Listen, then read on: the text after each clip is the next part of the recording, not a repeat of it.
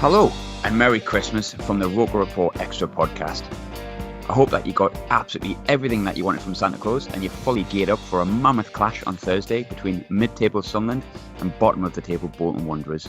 We haven't had a game for absolutely ages, so it's quite unsurprising that I feel a little bit better in myself to chat the crazy season that is Bolton Wanderers and everything that's gone on from August onwards. We've got Eddie from fellow SB Nation site, the Lion of Vienna Suite. How are you doing, Eddie? You all right? I'm not too bad, Graham. Merry Christmas. Merry Christmas indeed. I'm sure it'll go south for at least one of us by tomorrow. But first things first, I don't know how long this is going to take, but how would you describe the season following Bolton Wanderers? It's a tough one, really. It's been really hard to be a Bolton fan these last couple of years, especially with all the financial turmoil we've had off the pitch. And the former owner, Ken Anderson, just let the debts stack up, all little debts. And there's a lot of people who have been missed out on being paid because of his mismanagement of the club. And in April, we went into administration, and that was a tough period, and we nearly went under. And thankfully, the owners came in August, but we had to start the season on minus 12 points, and with barely any first-team players registered. I think we had 4 or 5 players over the age of 24, 25 in the squad. So it was mostly kids, which many League One sides are having a problem with now. So it's been really tough, really. I mean, we came through that period, and obviously you'll all know all about Phil Parkinson. He left and Keith Hill came in, and results have started to steadily improve. And even though we're still bottom of the league, we've been picking up results steadily, and hopefully come the new year we can pick up some more results, and with the games in hand that we've got, and try and push ourselves out of the bottom 3. But it looks like we might get relegated, but at least we've still got a team to watch at the end of the day. Yeah, I mean, that's the thing. Last time I spoke to a Bolton fan about the situation, it was a case of, I think you're just happy to be able to watch your club, and that's completely understandable, because I bet you there's many Bury fans that wish they were very much in the same place, and potentially Macclesfield as well. But now that you have picked up a few wins, and a few big wins as well, have been like a few last-minute winners. I think it was MK Dons. Does it feel like normal football again, if that makes sense, as opposed to everything being off the field? Does it feel like you're actually following an actual football club that are actually competing again, as opposed to just watching football and pleased that you're watching football? Yeah, absolutely. Yeah, I mean, what most Bolton fans have been screaming for the last couple of years is just mediocrity. To be not in the headlines all the time with stuff that's going on off the pitch. Unpaid players, unpaid, transfer fees or whatever it was. And it's nice to be a little bit boring again, and it's nice to just concentrate on what happens at 3 o'clock on a Saturday. To just sit down at a ground and watch your team and not have to worry about anything that's going on in the background, and that's been nice. When did it start turning like that, though? Because obviously you got battered week on week. Then we went to the Reebok, and I'll be honest with you, for me, that game which I was at kind of felt like, even though it actually wasn't, it did feel like that was the final nail in Jack Ross's coffin, because we played really poorly. But I have kind of kept an eye on Bolton's results since then, because, as you say, you were in the news, and to be honest, it's not the worst result on the planet based on the results you're getting elsewhere, because I think, and correct me if I'm wrong on this, but if you take out obviously a 12-point deduction, you would have been out of the relegation zone by this point. I think maybe just inside by 1 or 2 points, possibly. So in a sense, you've gone 5 or 6 games playing 15 to 16-year-olds, but since the other players have came in, it's actually quite a good squad when you go through it. I mean, you've got quite a few former Sunderland players that are in there, and Daryl Murphy is the one that sticks out. But how's the likes of Bridcut and sort of Will Buckley doing? I mean, Will Buckley started he signed on the deadline day under Keith Hill, and he's been injured for a couple of months now, but he was playing as a kind of like a false number 9 for the first few weeks. And I think maybe his last game at home, I think, was against you lot. And I thought he played really well, because he's not naturally a winger, but Keith Hill saw him more as a player down the middle. And he's out of contract in January, but hopefully, if he comes back to fitness and before then, maybe they'll extend his deal. And because we're kind of missing that creativity in the middle, I think he could work well as a number 10 behind Daryl Murphy, especially. And I think out of all the former Sunderland lads, Daryl Murphy's probably hit the ground running the most. It took a while for him to get up to speed because he hadn't played for so long, and he wasn't match fit, and he had niggly injuries, so he only made his first appearance in October. But since then, he's gone on to score 6 goals. which is only one less than Josh McGuinness managed all of last season. So he's really doing well. He's also the first Bolton player in over 20 years to score in 4 consecutive home games, which is just crazy. And he's the first Bolton player in 18, 19 years to score in 5 consecutive league games. So he's really done well. And Liam Bridcut's the other one, of course. And he's been a little bit hit and miss with some fans, especially if you read an article on our site where one of our writers, Tom, isn't a fan of him at all. But I still think it was a bit of a coup to get him, because he's proven himself at teams like Leeds and Forest in periods, and especially Brighton early on in his career. But I think he really does, when he's on the top of his game, he really does run our midfield, and he's always calling for the ball, and he kind of controls the tempo of the game.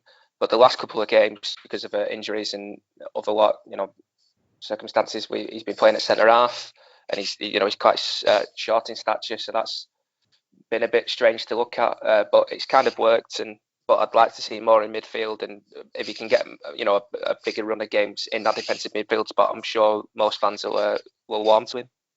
And it's strange in a sense as well that Liam Bridcut is probably the one that's failing to impress the least, because I suppose in a sense, Liam Bridcut was never a Premier League player. I can guarantee you that much. And we saw that pretty early, and we had him during the Premier League years. And I think Gus Poyet he very much pinned his hopes on him being, I think there's a famous quote where he said, like, even if he was Real Madrid manager, he would sign Liam Bridcut, which I bet you wouldn't. But him in League One, to me, seemed like the biggest signing that you'd made. But you were saying about Daryl Murphy, I think I checked before, he's got a goal. Is it a goal every other game now with Daryl Murphy? Yeah. And I think another person, Daryl Murphy in a way is a weird one, because he was at Sunderland for a long time, and in a sense he's almost seen as like a joke player, but he actually did a pretty decent job for us. But I think it's more to do with the fact that he seemed a bit hard of a pea, I think that's the best way to put it. And there's quite a famous photo of him kind of being out jumped by Sean Wright Phillips, who's about 4'2". So it's a relatively famous photo, and I think that's how people tend to remember Daryl Murphy. But he came back a couple of years ago in our championship season, and he scored a late winner. Last time he played at the stadium, he actually scored a winner for Nottingham Forest. But he seems to have bulked up a bit and got a bit more strength and a bit more wily in his older age. What kind of player is Daryl Murphy now compared to maybe the one that we saw previously? Yeah, I think he's certainly more of a target man type. He can win a header or two now. I don't think he'll be getting outjumped by Sean Wright Phillips these days. He's still got a touch of pace. I don't know how fast he was back in the day, but he can still run for a 36-year-old. But I think he's had to adapt his game as he's gotten older, and he's a smarter player now anyway, from what I've seen, and from what I've seen from his time at Ipswich and Forest.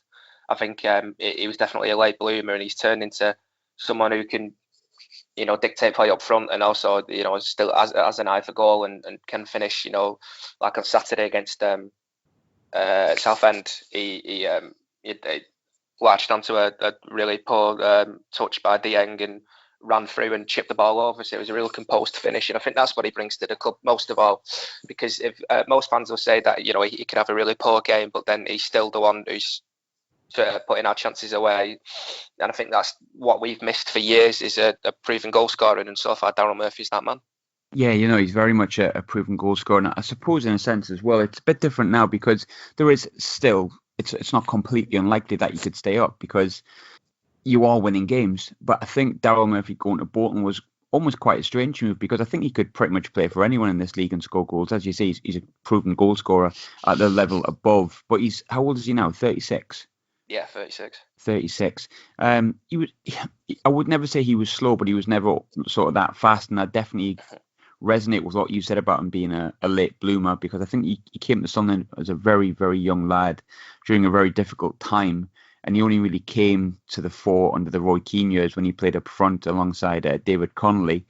And then when he went into the Premiership, we actually played him quite a bit on the left wing, and by the time I think it was Steve Bruce came in, he kind of was completely out of the picture by then, and he ended up going to Celtic, where he didn't do very well, but then went to Ipswich and has done very well since then. Will Buckley, on the other hand, I have to go back to that again as well. I remember that he was playing almost like a target man against us, and he actually did play quite well, which I think is more against us than maybe Will Buckley. But Will Buckley was another player that never really worked for us. Is he likely to play on Boxing Day? I mean, I think he's still injured at the minute, so I do doubt that. He's an odd one with fans because he's been here 3 years now, I think, and Yeah. we've never really seen he's never really proven to be the player he was at Brighton. Maybe it's just the spell at you that didn't work out. You know, and he had a couple of loan moves to Birmingham and Leeds that didn't really work out. But he's shown flashes of the player he was at Brighton, but he's just not shown that enough. So he's not really got a lot of fans at Bolton. But probably his best spell was those first few weeks under Keith Hill, where he was playing as a striker in an unnatural false number 9 position. So if he can. If we do agree to extend his deal in January, because his deal runs out at the start of January, and he comes back to fitness and he can play in that attacking midfield role, it might work in our favour. I noticed that you also recently picked up Joseph, I think it's Dudu is the correct pronunciation, obviously former Rangers and Leicester. I think he took a little while to get going, but he seemed to have been in the goals scored on Saturday. Is there any other players we should be sort of wary of outside of former players that are sort of at Bolton? Yeah, I think it's the two wingers, Dodu, who you've just mentioned, and a loanee that we got from Stoke, Tibor Verlinden, who's a real tricky winger, especially if he can, out wide if you can get him on his left foot, he's got a real pinpoint delivery, which has helped us with a couple of goals this season. So probably him, and if he plays, we've got a youngster called Ronan Darcy, who played in Keith Hill's first game against Rotherham and then wasn't seen again until the other week against MK Dons. But he's he's a fantastic player. Probably our best young prospect. I think he's only 18, and he's been linked with teams like Celtic and Rangers and teams like that in the summer.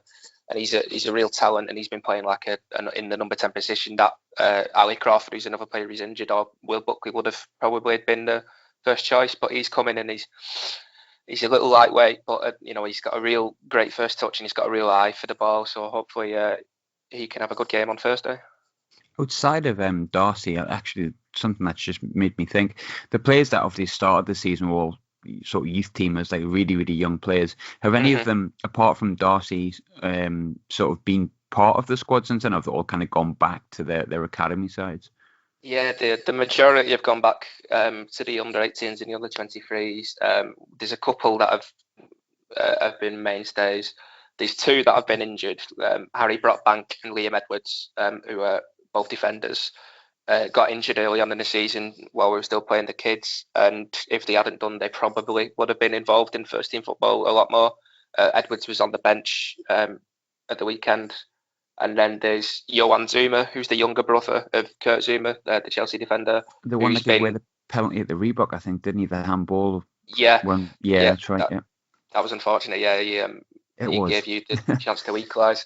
But he's been, I think he's been our most, he's probably played the most this season as our defenders, and he's a little bit hit and miss.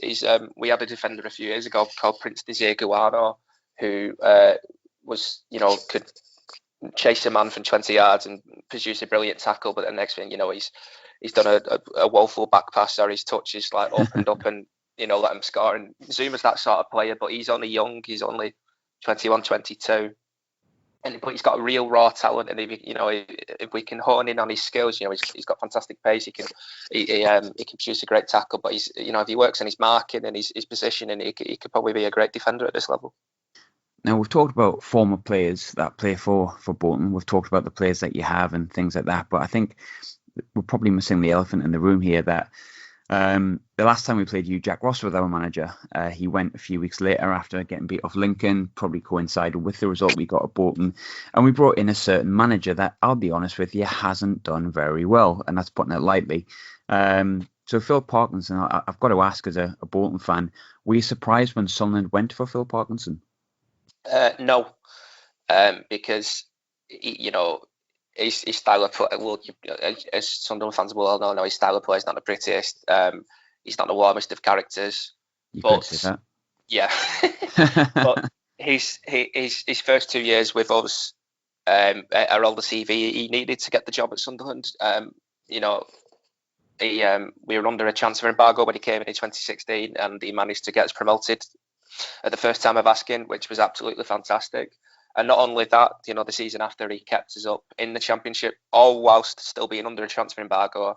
And in total, in his 3 years at the club, he only signed one player for cash money, and that was Josh McGuinness for £250,000-300,000.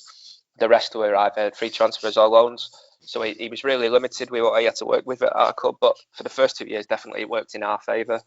And he managed to, do a great job. I mean, it's last season, off-field troubles played the part, and we suffered on the pitch because of that. But the style of play really suffered, and results were really poor. And he kind of looked lost at times last season. And so I think it was probably the right time for him to go in August. He walked away. Some fans will say he walked before he was pushed anyway. But he walked away with his head held high for how he'd handled himself in administration. Our opening game against Wickham, he had to really convince the few first team players that we actually had to play, because they were still refusing to get on the coach to travel down. So fans have respect for him in that way, but then how he's done at Sunderland, a lot of Bolton fans are jeering at the fans who thought, give him a chance, and they're saying, we told you he was rubbish, and we told you he was going to be crap and all that. But I think it's just unfortunate the way it's worked out. But in Bolton fans' eyes, in a lot of Bolton fans' eyes, it's not a surprise. But I'm slightly surprised because you've probably got the best squad in the league. It's certainly got individually probably the best individual talent in the league, in the likes of Maguire and McGeady. So he should be doing a hell of a lot of a better job. You mentioned his personality, and I think it is fair to say he's been quite dour. And I don't speak for every Sunderland fan here, but I suppose I can only speak as I find, and I've always found that in my lifetime at least, the bigger personalities are the ones that are the best managers, even if they haven't particularly done well elsewhere. Peter Reid obviously was probably the best manager in my lifetime. Roy Keane is someone that I think a lot of people still harbour a lot of time for and would love to see back at the club. Both managers outside of Sunderland, I mean, obviously Reedy did well at Man City, but Reedy after Sunderland didn't do all that much, if anything. Roy Keane, really unsuccessful spell at Ipswich, but their individual times at Sunderland were great. The other argument, the big one, would be Sam Allardyce, but I think he's done well, in my opinion, pretty much everywhere he's been. But they all have big personalities. They all seem to know how to take a club like Sunderland on and set certain standards. And Phil Parkinson seemed a lot more like the dour character that David Moyes was, which ultimately I think a lot of people would pinpoint the appointment of David Moyes to replace Sam Allardyce as the real beginning of our downfall and the real closing of the door on what was the Premier League era for us. Parkinson dealt with a lot of stuff at Bolton. It wasn't like he had an all right time and he just kind of coasted through stuff. Do you think he's got the kind of personality to ignite a club like Sunderland from the position he's now in? See, that's tough because when he came in a couple of months back, I would have said yes because of the job he did in his first season at Bolton. We were in a real dour place. We just got relegated. We were under a transfer embargo. We barely had a squad, so we had to sign a lot of players. And the players that we did have were completely awful in the fans' eyes. They were the ones who had led to our relegation. They were the ones who had let the club down, and they weren't fit to wear the shirt. So he really had a job to motivate those players and bring in a squad and gel them with the players we already had. And so he did that well with us.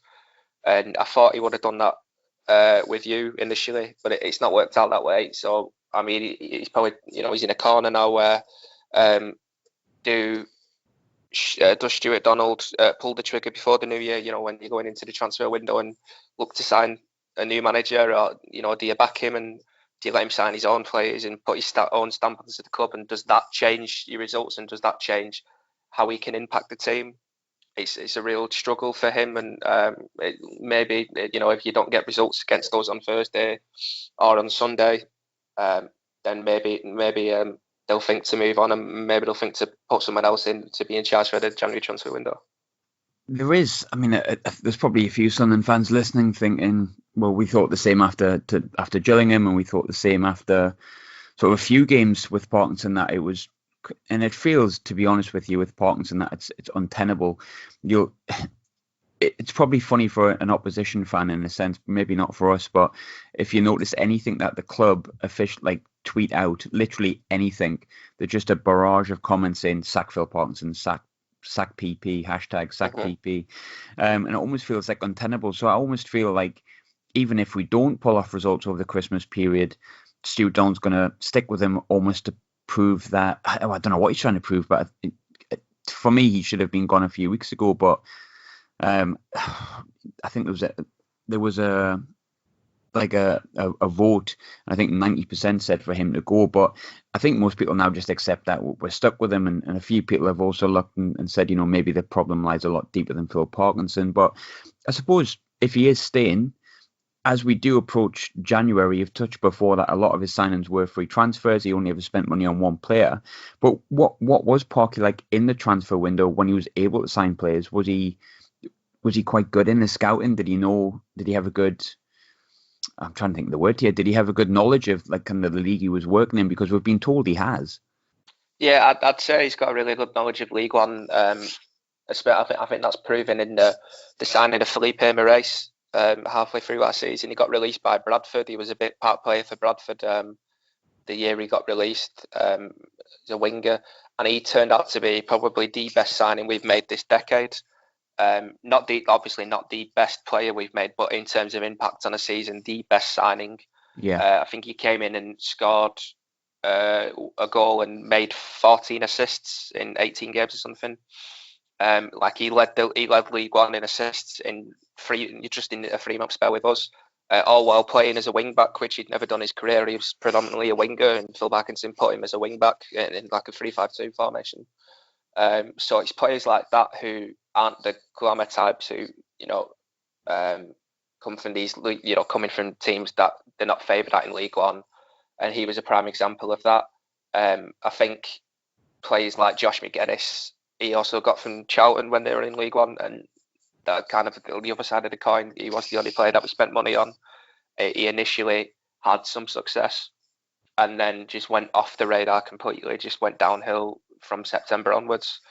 So it was real hit and miss. There was a lot of players who were signed on loan and frees, and I don't really blame him for this because we were very limited in the market we could shop in. But there were some players who just didn't have any impact at all, or the real high profile signings that we made, like James Henry and players like that, just didn't hit the ground at all. So I mean, who knows? You've got a bigger budget certainly than we have. So if he is given freedom to go out and sign players who he wants, he might be able to sign a better caliber of player than he did with us, and might have more flexibility and more manoeuvrability in the market to sign players who are going to fit into his system and are certainly going to be better quality for you as you try and push up the table in the second half of the season, because he was very, very limited with what he could sign with us. So I think it's kind of hard to describe him as his kind of manner in the market anyway while he was with us. I think another thing with Parkinson as well, I was looking through his win ratio, and I'll be honest, his time at Bolton was his lowest, outside of his spell at Hull, which I think was quite disastrous. 31.1 is technically the worst of his career, but if you take out Hull and you look through his win ratio, they've all been around the sort of 30% mark. Just to kind of give a bit of fairness towards Parkinson, there's many, many negatives that Sunderland fans can talk about, and it seems that there's some negatives Bolton fans could speak about as well with him. But what are the benefits of Parkinson, or what were the benefits at Bolton, and what could there be at Sunderland? Where do you think we should be looking? How do I describe this again? I get lost for words with Phil Parkinson, to be honest with you. But what are the benefits to having Phil Parkinson at your club? Because at the moment, I think we're scrambling to find it, and there's got to be some, because his CV is not too bad. I mean, I would have said you're guaranteed to get promotion, but that's not what we worked at in the last couple of months. That's certainly what I said in an article for your site a couple of months back. I also would have said he's a fantastic man motivator, which, again, probably there's a lot of fans listening to this going, what the hell is he talking about? But those two things were big things that I pointed out when I was giving him a reference for your site a couple of months back. Yeah. And aside from that, it's hard to see past that really, because that is what he brought to our club, the first two things. And that is what helped us get promoted and then to stay in the division, because like I mentioned before, there was a lot of players who were still there, a couple who were still on Premier League wages when we dropped to League One, like Darren Pratley, like David Wheater, who in the fans' eyes should have left the club a long time ago and, you know, weren't at the best anymore. And he turned them into players who contributed massively in that season. David Wheater scored 9 or 10 goals from centre half in that season. So man motivation is the big thing that always stuck out to me, but it's just really not worked out at Sunderland. Maybe it's just the players, maybe it's just his style of management, I don't know. Just going away from Parky for a second, when Keith Hill came in as manager, there was an article that came out with one of our youth players, and that when he was sitting down at the canteen, he was trying to find a table in the canteen at the training ground, and Keith Hill and the staff said, "Oh, why don't you come and sit with us?" And he said, "Oh, we weren't allowed to when under Parkinson." So it's a different mentality, and maybe it's just his mentality has just rubbed your players the wrong way, and it's just not worked out. You know, you see this with some managers where they just aren't a fit at that club. You know, for whatever reason, Phil Parkinson was the right man to take over with us at that time, and he was the right manager to get us promoted. It was probably the feeling of some Bolton fans, and I kind of felt like this sometimes, that he should have gone after getting us promoted if we had any ambitions of, you know, going higher up the divisions, because I don't think anybody saw him as someone who could take us back to the Premier League, and not necessarily that we were in any kind of position to be looking for promotion from the Championship a couple of years ago anyway. But maybe he's just not the right man. Maybe he wasn't the right fit to get the club going again. Maybe it should have been a fan's choice like Kevin Phillips with Peter Reid as assistant to try and help him out. You know, maybe it should have been a Nigel Pearson, or, you know, a higher profile manager who was available.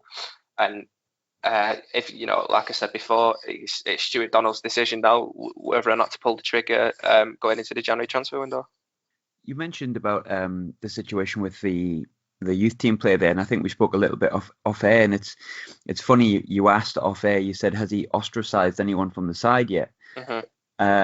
And obviously everyone listening will know that my answer to that would have been yes. Our best player, Aidan McGeady, who, to be fair to Aidan, or to be fair to Parkinson, sorry, he has been very under par this season, Aidan McGeady. I wouldn't say that he's been anywhere near what he has been last season. There's obviously something not quite right with him, but is that something that he's done regularly, where he will sort of ostracise a certain player? Certainly at Bolton, yeah. Definitely last season and the season before, the 2 seasons in the Championship. Mark Little is the standout, really. He was our first choice right back all through our first season back in the Championship, and he got sent off at QPR and then wasn't seen really for the rest of the season. I think he might have played in the game against Forest, which was the game we won to stay up. But aside from that, the season after, he barely played, and he's been vocal on social media about how he thought he was unfairly treated and said some things. And then another player was Luke Murphy, who started this last season brilliantly. We were, I think, joint top of the league after 4 games. We had 10 points from 12, and he was really playing really well in centre midfield. And then after we lost to Sheffield United at home at the end of August last season, it was like his one bad game, but then he didn't play again till a few months after that, maybe in the November, December or the January. And there was no reason for it. Josh Vella was another player who had been fantastic in League One, maybe not pushed on and hadn't proved himself, but was still a midfielder and still, you know, had the kind of style that could change a game. And he disappeared entirely from the team. So there's been certain cases where players have just gone missing, and like there was an excuse that it's to do with the number of English players in a team or the number of homegrown talent that you have to have when you start in 11 in your subs. But yeah, certainly there's a few cases of players that have just gone missing, and fans are kind of wondering why. It's strange that's the situation, because it's like I was saying sort of off air, it's a bit the McGeady situation sort of, you either sway one way or the other, because there's a lot of rumours going around, and it would be unfair to say what they were because no one actually knows. But there's a few people think that if he's affecting team spirit, then it's the best thing he could do, and it is actually strong management. There's a few people, which is probably what I think myself, that if you've managed to ostracize the best player in your team and potentially the best player in the league rather than galvanizing him and building your team around him, that's weak management. But I suppose you'll never really know. But on to football on the pitch, there is a game on Thursday. Are you coming down, or is it a bit of a nightmare to get down on Boxing Day? I think it's a bit of a way to go on Boxing Day. They've got a family coming over, so it'd be nice to see them. And plus, all the choice of games on Amazon's probably a bit hard to turn down anyway. So being an armchair fan for today, watching the Premier League, and the last time I came to the stadium, anyway, I don't think I'm ever going to see a better game there. Was the 3-3 draw a couple of years ago. So I don't really want to sully the memory of that. That was a good day out, and it wasn't especially a good game for you. It led to the Simon Grayson being sacked, but I just remember the atmosphere when I went there. It was probably one of the lowest times, certainly in the last few years for your club anyway. Hostile is probably the word I'd use to describe it. But I don't think I'll see a better game on Thursday than that 3-3 draw anyway. I remember that game very, very differently. I remember Simon Grayson getting sacked in the tunnel. I remember that much. But talking about, staying at home, armchair fan, it would be a shame to ruin Boxing Day with football, wouldn't it? And I think it's really getting to that stage with potentially both of our clubs. So I don't blame you, mate. But score predictions, if you do have a score prediction in mind. Yeah, I did. I've done the behind the enemy lines piece for the official site. And I think I said 0-0 because that just seems like a perfect Phil Parkinson score, to be honest with you. I think he's going to be trying to keep us at bay, defensive front first and try and attack from there. But so I think it's going to be 0-0. I was thinking about this the other day, though, just going back and at the start of the decade, the glory days of the Premier League, you under Steve Bruce and us under Owen Coyle. And that 10-11 season where we were, for 2/3 of the season anyway, we were both fighting for the European places. And 6th and 7th, yeah. Yeah, you had the likes of Montari and Zenden and Bent and Welbeck and Jan. Players like that. Yeah, and we had Sturridge and Stuart Holden and Mark Davis and Martin Petchoff and Chung Young Lee. And I just remember Craig Gordon pulling off that fantastic save against that night, which I think got given a save of the decade or the save of the 25 years of the Premier League. It was, voted the best ever save in the Premier League, and I was there to see it. It was quite astonishing looking back. My memories of Bolton are always that night scoring an own goal in the 90th minute, but now you mention it, yes, that should probably be a better memory. I mean, I remember watching it at my mate's house on Sky and just thinking, how the hell is that not scored? But it's just hard to, Sunderland are in their lowest position in the club's history. We're in our lowest position since the 80s. And it's just kind of depressing to think back, where we were at the start of the decade and where we are now.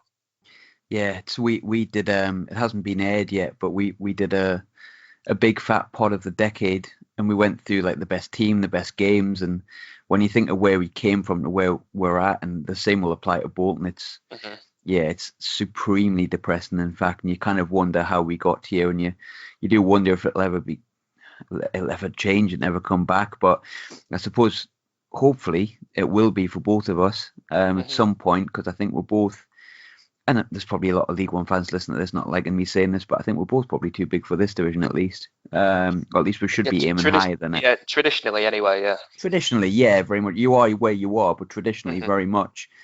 But then, I mean, the thing that gives me hope anyway is I saw the League One table January 1st, 2010, and Leeds were top, and then Brighton were hovering just above the relegation places, and then you had the likes of Southampton and Norwich sprinkled in there somewhere.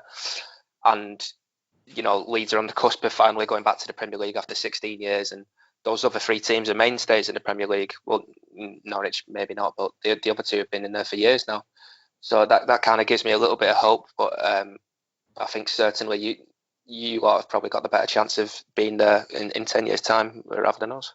I'll ask that same question again after Thursday, mate. But Eddie, thanks for coming on, mate. Really appreciate your time. Enjoy your Yeah, it's Christmas. been a pleasure. And enjoy your New Year, mate. All right, thank you. Yeah, cheers.